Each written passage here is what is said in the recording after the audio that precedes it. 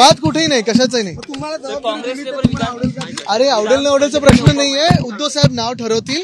महत्वाची गोष्ट हीच आहे की आता 25 दिवस आपण इथेच आहोत, 15 दिवस आपण बोलू ना उद्या पुढे. छत्रपती संभाजी महाराजांचा अपमान केलेला आहे. तो म्हणतात की औरंगजेब हा उत्तम प्रशासक होता, धर्माची लढाई नव्हती. पुन्हा एकदा औरंगजेबाच्या बाजूने अबू आझमीचं वक्तव्य पाहिलं. बघा एक महत्वाचं आहे, मी आधी देखील सांगितलं होतं की हे जे वक्तव्य करतायत ते कोणाची सुपारी घेऊन करतायत, कोणाचे वाद निर्माण करायचा प्रयत्न करतायत, महाराष्ट्रात वादाची थिंगी पाडण्याचा प्रयत्न करतायत. हे मी आधी सांगितलं होतं. आपल्याला आठवत असेल पोडियमवर पण सांगितलं होतं की कोणाचा इशारा होतो आणि कोण उठतं काय बोलायला. ह्याच्याकडे मला वाटतं कारवाई झालीच पाहिजे याच्यावर. आणि महत्वाची गोष्ट हीच आहे की छत्रपती शिवरायांच्या महाराष्ट्रामध्ये असं जे कोणी वक्तव्य करत असेल त्यांच्यावर कारवाई झालीच पाहिजे. संभाजी महाराजांची लढाई ही धर्माच्या विरोधात नव्हती असं देखील म्हणतात. मला वाटतं एक महत्वाचं आहे, आता इतिहासात न जाता छत्रपती शिवरायांच्या महाराष्ट्रामध्ये कोणी असं वक्तव्य करत असेल तर मुख्यमंत्री काय कारवाई करतात त्याच्यावरचं लक्ष बाजूने बोललं जात आहे. आजही औरंगजेबच्या बाजूने बोललं जात आहे. महाराष्ट्रामध्ये बोललं जात आहे. राज्य कोणाचं आहे, सत्ताधारी कोण आहेत, अटक झाली आहे, कारवाई झाली आहे. म्हणजे हे सगळे जे प्रेम दाखवतात ते स्टेजवरनं बोलायला दाखवतात की आता कारवाई करतील, ह्याच्यावर आता लक्ष आहे. आम्ही मागच्या वेळी देखील सांगितलं होतं जे चुकतील त्याच्यावर कारवाई झालीच पाहिजे. आणि मागच्या वेळी पण हे मी पोडियमवर बोललो असताना हाच विषय समोर आला होता. कायद्याची गरज नाहीये. कायदा म्हणजे महाराष्ट्र तुम्हाला महाराजांचा अपमान करतो याच्यावर कायदा पाहिजे. आता ते सोलापूरकर बोलले त्यांच्यावर कारवाई होणार आहे, ते कोरटकर की कोण बोलले त्यांच्यावर कारवाई होणार आहे. मग अबू आझमी असतील, कोरटकर असतील, सोलापूरकर असतील, तिघांवर कारवाई झालीच पाहिजे. त्यांना बेड्यात ठोकल्याच गेल्या पाहिजे. एमपीला पळून गेले, कुठेही पळून गेले असतील. जे आता बघा काही ठराविक लोक विमानात तुम्हाला बँकॉकला जाताना 5 तासात सापडतात. मग जे महाराजांचा अपमान करतात ते नाही सापडत तुम्हाला. एक महत्वाचं जसं मी सांगितलं ना की छत्रपती संभाजी महाराजांचा कोणी अपमान करेल, छत्रपती शिवरायांचा कोणी करेल, महामानव डॉक्टर बाबासाहेब आंबेडकरांचा कोणी करेल.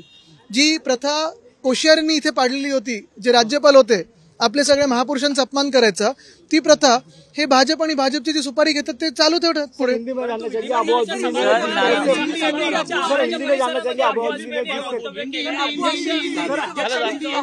आता अध्यक्ष असतील, मुख्यमंत्री असतील, त्यांनी कारवाई केलीच पाहिजे. पिछले कई सालों से अगर आप देखें तो राज्यपाल कोश्यारी साहब से लेके अभी अबू आझमी तक ये सारे लोग एक प्रथा यहाँ चलाते आए जो हमारे महापुरुषों का अपमान करते आए. फिर वो चाहे अबू आझमी हो, वो चाहे सोलापुरकर हो, चाहे कोरटकर हो या फिर कोश्यारी साहब हो. ये सरकार भाजपा की क्या करेगी. और ये जो अभी आज उन्होंने ये बयान दिया है, महाराष्ट्र में सरकार किसकी है, भाजपा की है. तो क्या भाजपा का प्यार सिर्फ बयानों के लिए, बयानबाजी के लिए है कि अभी उनपे कोई एक्शन होगी ये 3 लोगों पे. सिर्फ अबू आझमी नहीं, अबू आझमी तो है ही, लेकिन उतना ही गंदा स्टेटमेंट सोलापुरकर ने किया है, कोरटकर ने किया है. तीनों को सजा मिलनी चाहिए, तीनों को अरेस्ट करना चाहिए, तीनों की परेड निकालनी चाहिए. गवर्नर का जिस तरह से सीमावाद को लेकर एक भाषण चला, यही बात है. अगर ये हमारी सरकार होती तो किसी की हिम्मत नहीं होती, लेकिन भाजपा की सरकार है. भाजपा ने जो प्रथा शुरू की थी कोश्यारी साहब ने, वही आज अबू आझमी उसी विचारधारा को लेके आगे जा रहे हैं. सर सीमावाद को लेकर जिस तरह से गवर्नर का भाषण था, किस तरह से नहीं, देखिए आज गवर्नर साहब का भाषण था. एक शब्द अगर उसे किया जाए, अगर ये भाषण कहीं रखना होगा किसी बुक स्टोर में तो फिक्शन के जो शेल्फ होते हैं वहां रखना पड़ेगा, क्योंकि फिक्शन के ही डिपार्टमेंट में इतनी अच्छी सुंदर भाषा में सब ठीक है, सब अच्छा चल रहा है, सब चंगा सी ऐसे लग रहा है. विरोधी पक्ष नेता को लेके क्या आपकी पार्टी क्लेम करेगी? मुझे लगता है अगर आप देखें तो उद्धव साहब उस पर निर्णय लेंगे.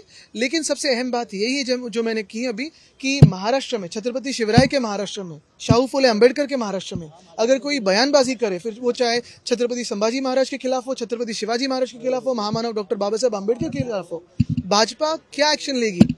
सरकार तो उनकी हाथों में, तो क्या एक्शन लेगी इस पे हमारी सारी निगाहें हैं.